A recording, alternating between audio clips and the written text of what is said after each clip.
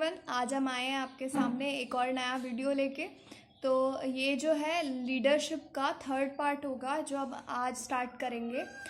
First 2 videos के अंदर हम 30 क्वेश्चंस पहले करा चुके हैं, 30 क्वेश्चंस हो चुके हैं और आज हम 31st क्वेश्चन से स्टार्ट करेंगे। So before starting this, if you are new to our channel, so you should subscribe because almost every day we are uploading a new video on RICE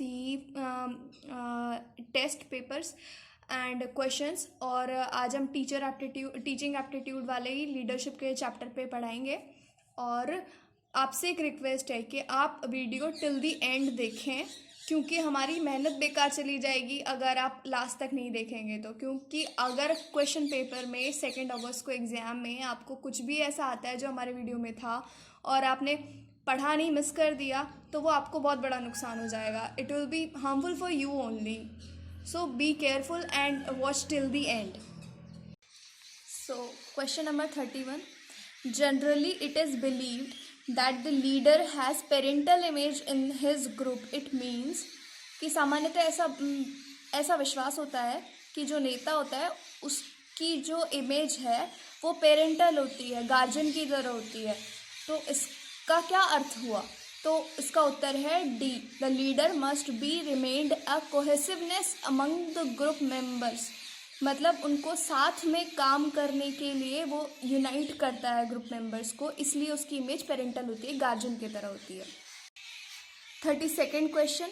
Mahatma Gandhi was selected as a leader by the Indian masses after his return from South Africa because कि महात्मा गांधी को भारत की जनता ने south Africa से आने के बाद अपने नेता के रूप में चुन लिया। क्योंकि उत्तर है B, answer is B, he moulded himself into a poorest Indian citizen of his own age. इन्होंने अपने काल के गरीबतम भारतीय नागरिक के रूप में अपने आप को ढाल लिया था, इसलिए इनको चुना गया भारतीय नेता के रूप में। 33rd question. Although Pandit Jawaharlal Nehru's regime was characterized as the democratic autocracy, but he was unable to cherish this ideal in his last days due to कि ऐसा माना जाता है कि पंडित जवाहरलाल नेहरू का जो कार्यकाल था वो डेमोक्रेटिक ऑटोक्रेसी होता है लोकतांत्रिक रूप में भी एक ही व्यक्ति का शासन। हालांकि भारत एक डेमोक्रेसी है, लेकिन ऑटोक्रेसी उस टाइम पे जब जवाहरलाल नेहरू थे तो एक कांग्रेस ही चुनी जाती थी और कांग्रेस में सबसे बड़े नेता पंडित जवाहरलाल नेहरू थे, इसलिए इसको ऑटोक्रेसी कहा गया है। But he was unable to cherish this ideal in his last days due to, ऐसा क्यों हुआ कि वो आखिरी दिनों में इस आदर्श को नहीं चेरिश कर पाए? तो इसका उत्तर है B, inability to absorb folk culture of the country, कि जो लोक संस्कृति है भारत की उसके साथ वो घुल मिल नहीं पाए। The great world leaders had prepared the stages for great revolutions in the world because कि इस दुनिया में जो बड़े नेता हैं उन्होंने मंच तैयार किए हैं बड़ी क्रांतियों के लिए, महानतम क्रांतियों के लिए विश्व में। क्योंकि डी इसका उत्तर है, they inspired the people for sacrifice to the cause of the nation. उन्होंने लोगों को प्रेरणा दी, पूरे देश के लिए अपने आप को अपने त्याग की भावना उन्होंने जगाई, अपने बलिदान की भावना उन्होंने जगाई। उन्होंने अपने देशवासियों को देश के लिए बलिदान होने की प्रेरणा जगाई। 35th question. The group aspects from its leader, कि एक समूह अपने नेता से क्या उम्मीदें रखता है, क्या अपेक्षा रखता है? उत्तर है A, the fulfilment of its basic needs, मतलब वह उसकी मूलभूत आवश्यकताओं की पूर्ति कर सके, बस इतनी उम्मीद होती है। मैं आपसे ये कहना चाहूँगी कि मैं सिर्फ आपको उत्तर बता रही हूँ, आप बाकी के ऑप्शंस भी रीड करें और उससे कंपेयर करें। हम सिर्फ उत्तर उसी को टिक करेंगे जो बेस्ट अमंग दी 4 होगा, ठीक है? हम आगे चलते हैं। 36th question. To get training in leadership one should possess the quality of, एक नेता के रूप में ट्रेनिंग लेने के लिए किसी में कौन से गुण होने चाहिए? तो इसका उत्तर होगा ए, ग्रुप प्लानिंग, कि वो ग्रुप को एक साथ लेकर प्लानिंग करे। 37th question. The leader is busy in policy making to conduct this task efficiently. The leader, उत्तर is A, guides the group. मतलब प्रश्न क्या था कि एक जो नेता है वो पॉलिसी मेकिंग, योजना बनाने में व्यस्त है, तो उसको यह कार्य एफिशिएंटली करने, कार्य कुशलता के साथ करने के लिए उसे क्या करना चाहिए, लीडर को क्या करना चाहिए. तो वो नेता क्या करेगा, अपने ग्रुप को गाइड करेगा. Question number 38. The major responsibility discharged by the leader is. कि एक नेता द्वारा निर्वहन की जाने वाली एक बड़ी रिस्पॉन्सिबिलिटी क्या होती है. Answer is A, to balance the interactions in a group. के समूह के अंदर होने वाले इंटरैक्शंस को बैलेंस करना. 39th question. The basic stabilising factor to one's leadership is. किसी के नेतृत्व को स्थायित्व प्रदान करने वाले कारक निम्न में से कौन सा होगा. एक बताना है ना. तो इसका उत्तर है C. Answer is C. Sacrifice of all vested interest for the welfare of the group. के समूह के कल्याण के लिए वह अपने स्वयं के जो इंटरेस्ट हैं, खुद के जो स्वार्थ हैं, उनको त्याग दे, बलिदान कर दे उनका. 40th question. The leadership is a comprehensive term which includes. कि जो शब्द है नेतृत्व या लीडरशिप, उसके अंदर क्या समाहित होता है. Answer is A, mutual exchange of ideas among the group.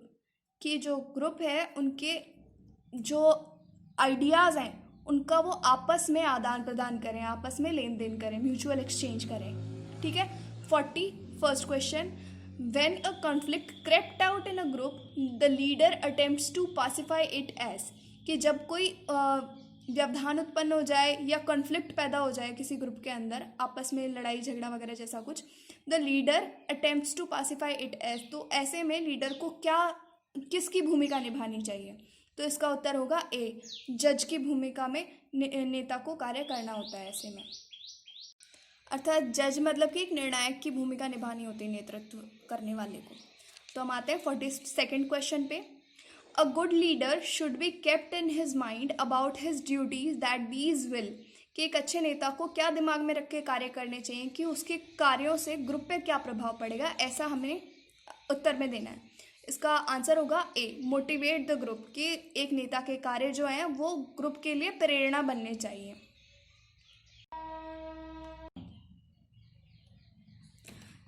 43rd question. The reward for the excellent group work enhances. कि अगर आप कोई रिवार्ड देते हैं अच्छे ग्रुप सामूहिक रूप से अच्छे किए गए कार्य के लिए, तो इससे किस चीज़ में बढ़ोतरी होती है.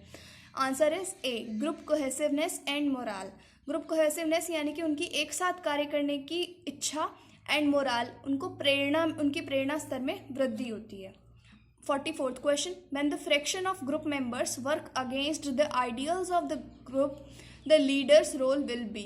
कि यदि पूरे समूह में से कुछ लोग अलग हटकर अगर वो समूह के आदर्श से, एक ग्रुप के आइडियल से हटकर कोई कार्य करते हैं, तो ऐसे में नेता की क्या भूमिका होनी चाहिए. Answer is A. Answer is A, to persuade them and modify their attitudes. मतलब उनको समझाए और उनके एटीट्यूड्स में बदलाव लाए, उनके व्यवहार में बदलाव लाने का कार्य एक नेता का होता है. 45th question. When the group members do some inadequate works, the responsibility of that work is being imposed upon. Answer is A. कि यदि ग्रुप के कुछ मेंबर कुछ गलत कार्य कर देते हैं, inadequate वर्क कर देते हैं, तो ऐसे में जो जिम्मेदारी है वो किसकी होती है. तो वो जिम्मेदारी नेता की होती है. 46th question. The process of leadership is a comprehensive process which includes. कि जो नेतृत्व का जो एक क्रिया है, ये किस किस क्रिया को समाहित रखती है. Answer is A. Answer is D, a dominating individual and supporting group of people. कि एक डोमिनेटिंग इंडिविजुअल यानी कि नेता होता है और सपोर्टिंग ग्रुप होता है जो उसका साथ दे कार्यों के अंदर. तो ये आज का वीडियो था. Next video professional commitment chapter का होगा. ये इसका 3rd पार्ट आएगा नेक्स्ट वीडियो में जो भी आएगा. और please like, share and subscribe our channel. और आपको पसंद आया हो तो आप ज़रूर लाइक कीजिए, अपने फ्रेंड से शेयर भी कीजिए. Thank you so much.